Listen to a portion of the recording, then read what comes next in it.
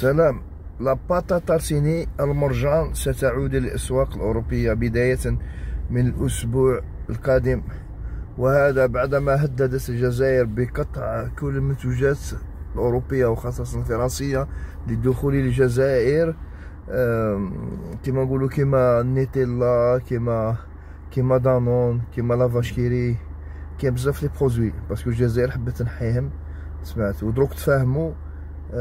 قال لك الجزائر لو تروك المرجان يباي une taxe de 20%, je sais pas là, tu vois. Et voilà, les produits يدخلوا كما كانوا بداية من الأسبوع القادم إن شاء الله. لاباتا مرجان تعاود تدخل إن شاء الله. وهادوك اللي عندهم المرض في قلوبهم، سيرتو نتا الضفدع، يا جرانا الضفدع يا رضوان، شوفوا قاعد تفرح وقلت زعما كدير لازياري. سمعت. المهم اخاوتي راح ادخل دي بون نوفيل، سمعت. وهكذا باش الضفدع يموت. واخا عرفتو الضفدع شكون؟ عرفتو شكون اللي عنده لي زيو تاعو كيما الضفدع؟ معروف، كاين غير واحد في العالم غير هذاك، شوفوا. المهم اخاوتي بارطاجيو هذا الفيديو.